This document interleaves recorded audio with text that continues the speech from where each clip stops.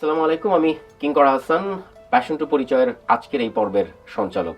আপনারা জানেন আমরা এখানকার প্রতিটা এপিসোডে এমন কিছু মানুষের সাথে আড্ডা দেই যারা তাদের কাজ দিয়ে আমাদের অনুপ্রাণিত করে। আজকে আমাদের সাথে উপস্থিত আছেন এমন একজন মানুষ যার জীবনের গল্প আমাদেরকে এগিয়ে যেতে সাহস যোগাবে। আমাদের সাথে আছে জোনায়েদ বগদাদি। কেমন আছেন?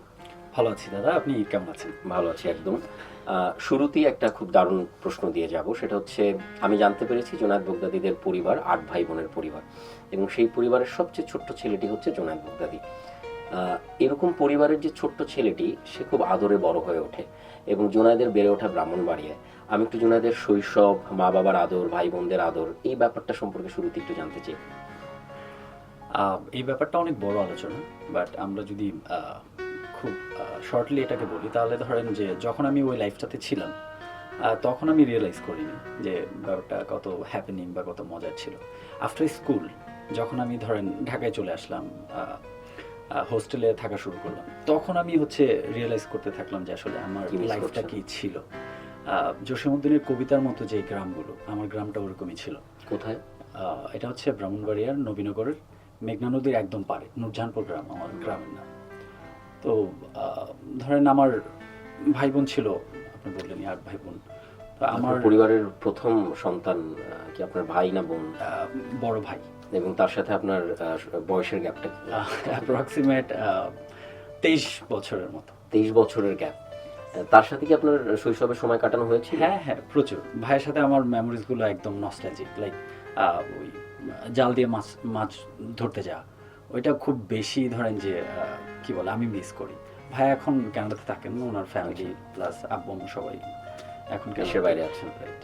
আমি মিস করি যে আমি এখন ওইখানেই আটকে আছি। মানে ছোটবেলা থেকে কি মানে যেহেতু এত আদরে বড় হওয়া, শাসনের দেখা পেয়েছেন কিনা, মানে মার খেতে হয়েছে কিনা বাবার কাছে, ভাইয়ের কাছে? আমি অ্যাকচুয়ালি গুড বয় ছিলাম। মার কখনো আমার মানে মার পর্যন্ত যেত না আর কি। ধরেন যে আমি ঠিকঠাক ছিলাম আর কি, পড়াশোনায় ঠিকঠাক, খেলাধুলায় মানে আমি ঠিকঠাক, কোনো সমস্যা নেই না, আমার সমস্যার দিকে কখনো যাওয়া হয়। সাধারণত দেখা যায় এরকম পরিবারের ছেলেরা, ছোট ছেলেরা যেহেতু খুব আদরে বড় হয়, তারা খুব জেদি এবং একগুঁয়ে হয়। এই পরিবারের একটা মানুষ যে অ্যাক্টর, আমি জানি না আপনার পরিবারে আগে কেউ এরকম সৃজনশীল কাজের সাথে সম্পৃক্ত আছে কিনা, কিন্তু আমাদের সাধারণত দেখা যায় যে মধ্যবিত্ত পরিবারের যারা হয়, তারা হুট করে যখন বলে যে আমি ডাক্তার, ইঞ্জিনিয়ার বা এরকম পরিচিত কোনো পেশার বাইরে কোনো কিছু করব, সেটাকে সহজভাবে নেয় না। আপনি যখন অভিনয় এলেন তখন আপনার পরিবার পুরো বিষয়টা কিভাবে নিল? আপনি আসলে এই প্রশ্নটার আনসার আপনি দিয়ে দিয়েছেন, কারণ আমাদের ফ্যামিলি বা আমরা যে সমাজ থেকে আসি সেই জায়গা থেকে আমাদের ধরেন এই ইন্ডাস্ট্রিতে কাজ করা বা এখানে এসে এত বেশি কমফোর্ট হওয়া, সেই ক্ষেত্রে আমাদের ফ্যামিলির সাপোর্টটা থাকে না। আমার ক্ষেত্রে ধরেন যে ফ্যামিলির সাপোর্ট এখনো নেই, কখনো ছিল না। বাট আই থিঙ্ক যে তারা দেখে, মানে কি তারা কি বিষয়টা মেনে নেয়নি, বা এতটা পরিচিত হওয়ার পরেও? না, এখানে মানার কিছু নাই। আমার ফ্যামিলির একটাই কথা, তুই কবে আসবি কানাডায়। আচ্ছা, তো তারা চাচ্ছে যে আপনার পরিবারের, আমি ধরে নিচ্ছি যে একটা বড় অংশই আসলে কানাডায় আছে, এবং তারা চাচ্ছে জোনায়েদ বগদাদি সেখানে ফিরে যাক।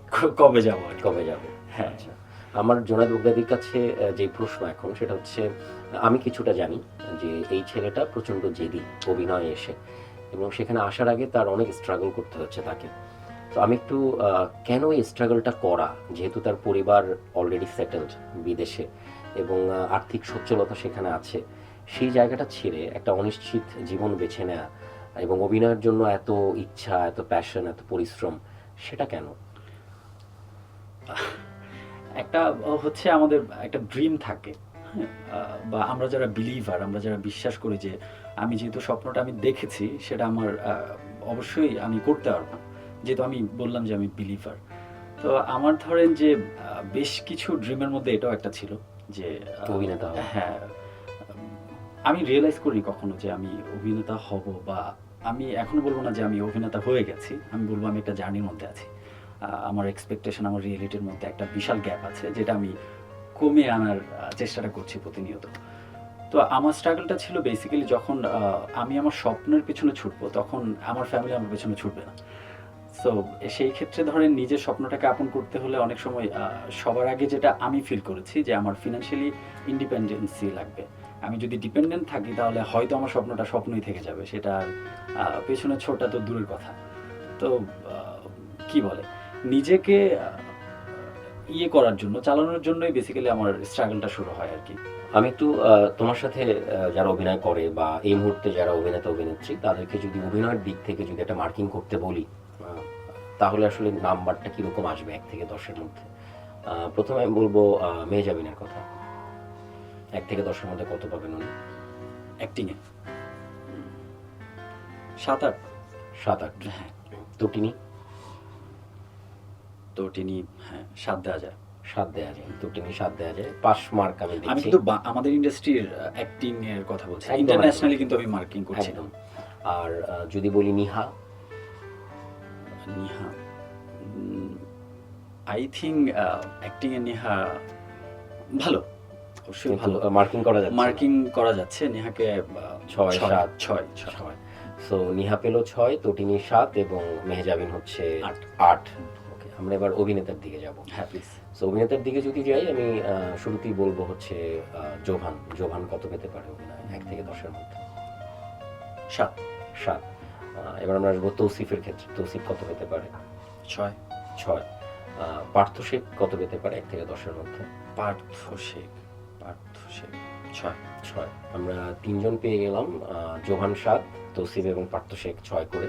লাস্ট আমি আরেকজনের নাম বলবো, 1 থেকে 10-এর মধ্যে তাকে নাম্বার দিতে হবে। শামীম হাসান সরকার কত পেতে পারে অ্যাক্টিং এ? অ্যাক্টিং এ? আমি বেসিক্যালি শামীম ভাইয়ের মানে অনেস্টলি বললে আমি ওনার কন্টেন্ট খুব একটা দেখিনি। সো আমি যদি ওনাকে মার্ক দিই তাহলে সেটা আনফেয়ার হবে, মানে জাজমেন্টটা ভুল হবে। তাহলে আমি না দিই ওনাকে মার্কিং, বিকজ অফ আমি ওনার কাজ তো দেখিনি। আমরা কি একটু এড়িয়ে যাওয়ার চেষ্টা করলাম কিনা এখানে?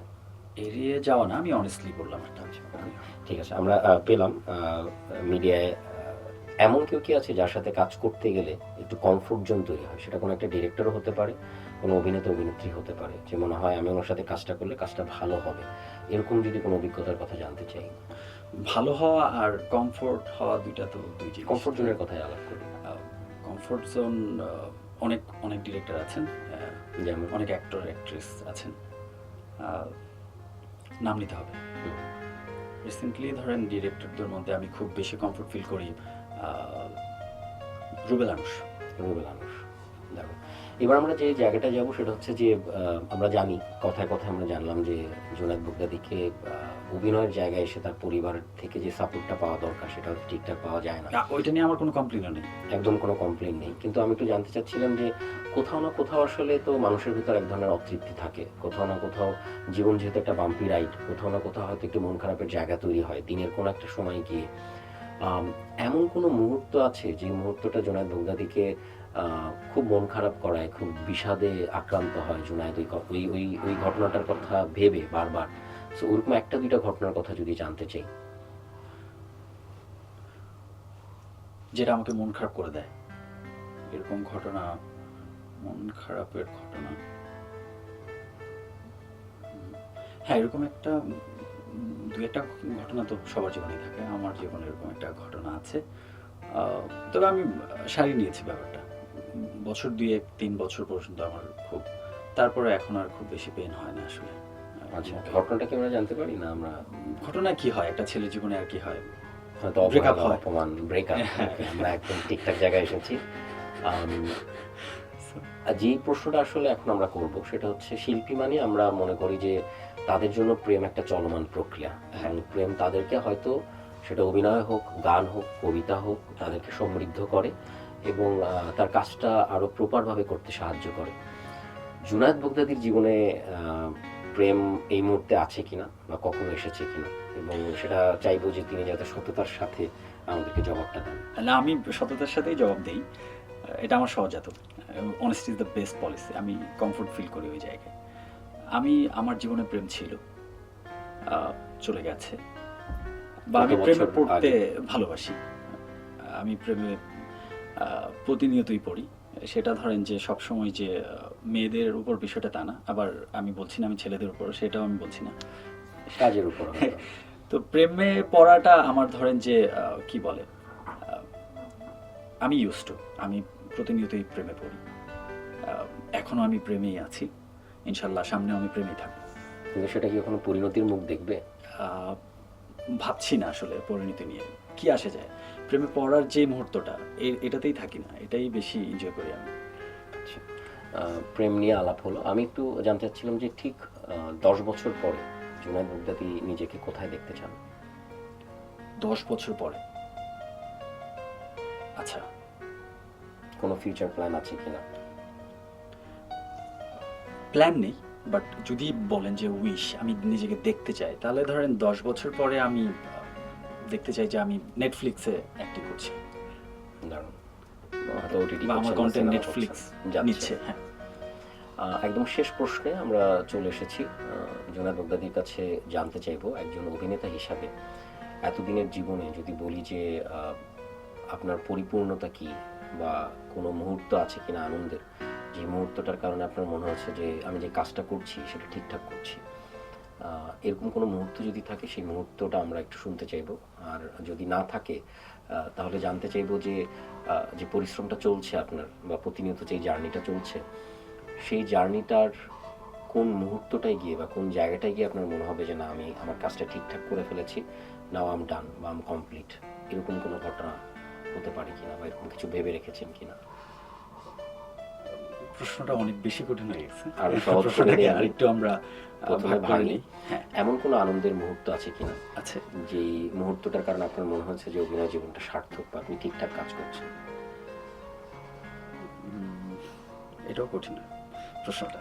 আচ্ছা, তাহলে আমি এইভাবে জানতে চাই যে ভালো লাগার মুহূর্ত, ভালো লাগার মুহূর্ত। হ্যাঁ। চল। যদি সব কিছু আমি ছেড়ে ছুড়ে বলি যে এত বছর আমি ধরেন, আমার বয়স তো ভালোই হয়েছে, আমি এত বছর ধরে আছি, আমি আমার লাইফ থেকে কি পেয়েছি, তাহলে আমি বলবো যে হ্যাঁ, আমার এরকম পাওয়ার অনেক কিছু আছে।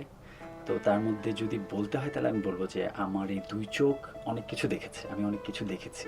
আমার সোলো ট্রাভেলার, আমি বেশ কয়েকটা দেশ ঘুরেছি, যেটা আমার ধরেন প্রাপ্তির মধ্যে যায়, ইয়েস আমি এটা করেছি। বা ধরেন আমি সকালে ঘুম থেকে উঠে যখন আমার ফ্রিজটার সামনে দাঁড়াই, তখন ওই দেশগুলোর দেয়া আছে যে প্লেসগুলো, ছোট ছোট ম্যাগনেট। রাইট। সো ওইটা হচ্ছে আমার অ্যাচিভমেন্ট। তো প্রত্যেক দিনই আমি ছোট ছোট করে একটা টার্গেট সেট করি এবং সেটা অ্যাচিভ করার চেষ্টা করি। সেটা ছোট ছোট, ধরেন আজকে আমি খিচুড়ি রান্না করবো, এটা আমার টার্গেট, এবং আমি যখন ওইটা ফুলফিল করি এটা আমার জন্য সাকসেস। সো আমি বড় সাকসেস বা সাকসেস বলতে ওটা আপেক্ষিক, ওইটা নিয়ে আমরা না যাই। আমার জীবনে প্রত্যাশার চেয়ে প্রাপ্তি বেশি। আমি শিখে গেছি আসলে প্রত্যাশাকে কিভাবে কন্ট্রোল করতে হয়। আই থিঙ্ক যে আমি শিখে গেছি। জুনায়েদ বাগদাদী একজন সুখী মানুষ, আলহামদুলিল্লাহ। শেষ যে কথাটি বলতে চাই, আজকের এই আয়োজন যারা দেখবে তাদের মধ্যে যারা জুনায়েদ বাগদাদীর দর্শক, বা যারা দর্শক না, তাদের উদ্দেশ্যে যদি জুনায়েদ বাগদাদী কিছু বলতে চায় বলতে পারে। যারা আমাকে দেখছেন বা আমাকে এখনো দেখেননি, আশা করবো যারা আমাকে চিনেন না তারা আস্তে আস্তে আমার কাজগুলো দেখবেন, আর যারা আমাকে দেখেন, আমাকে পছন্দ করেন, তাদের জন্য আমি বলবো যে নিজের উপর ইনভেস্ট করুন। ইনভেস্ট হচ্ছে আপনি সুস্থ থাকুন, আপনি সুন্দর ভাবুন, সুন্দর চিন্তা করুন। জীবন একটাই, এটাকে আপনারা মনে করবেন অ্যাজ এ গিফট। স্ট্রাগল থাকবে, ওইটা জীবনের অংশ। হাসি খুশি থাকুন, ভালোভাবে বাঁচুন, ভালো চিন্তা করুন। অনেক ধন্যবাদ জুনায়েদ বাগদাদী। আমি নিজে খুব পার্সোনালি জানি একজন অভিনেতা হবার জন্য আপনার যে পরিশ্রম, এবং সেই পরিশ্রম আপনাকে সফলতা দিক আরও বেশি, এবং খুব দ্রুতই দিক। আমরা আবার কোনো একদিন কোনো এক আড্ডায় আপনার ব্রাহ্মণবাড়িয়ার জীবন, সেখানকার শৈশব, আপনার অভিনয় নিয়ে এখনকার ভাবনা, এবং অভিনয় করে আপনি ঠিক কতদূর পর্যন্ত যেতে চান, এবং আপনার দর্শকদের কী কী উপহার দিতে চান, সেই বিষয়ে আমরা আরেকদিন আড্ডা দিব, এবং সেদিন অনেক লম্বা সময় নিয়ে আড্ডা হবে। অনেক ধন্যবাদ আমাদের আজকের এই আয়োজনে আসার জন্য। দাদা, আপনাকে অসংখ্য ধন্যবাদ। এবং আমি বলবো যে এটা আমার সৌভাগ্য যে আপনার সাথে বসা, আপনার সাথে আইডিয়া শেয়ার করা, আপনার কাছ থেকে শোনা। তো আমি আসলে অনেক গ্রেটফুল যে আপনার এই শোতে আমি আসলাম, আপনি আমাকে ডাকলেন, এবং আমি অনেক হ্যাপি। অনেক ধন্যবাদ জুনায়েদ। ধন্যবাদ। আমরা এতক্ষণ কথা বলছিলাম অভিনেতা জুনায়েদ বাগদাদীর সাথে, যে তার কাজের মধ্য দিয়ে আমাদের কাছে জরুরি হয়ে উঠছেন দিনকে দিন। আজকের আয়োজন এখানেই শেষ। জুনায়েদ বাগদাদীর মতন এমন কোনো মানুষ যারা তার কাজকে ভালোবাসে এবং সেই কাজের জন্য নিজের পরিচয় সারা পৃথিবীকে জানান দেবার জন্য তারা সংগ্রাম করে যাচ্ছেন, এবং সেই সংগ্রামের গল্পগুলো আমাদের আপ্লুত করে তোলে, আমাদের অনুপ্রেরণা যোগায়। এরকম কোনো মানুষকে নিয়ে আমরা হাজির হব পরের কোনো পর্বে। আজকের মতো আমরা বিদায় নিচ্ছি। আল্লাহ হাফেজ। আপনারা লাইক দিয়ে সাবস্ক্রাইব করে আমাদের সাথে থাকবেন। বিদায় সবাইকে।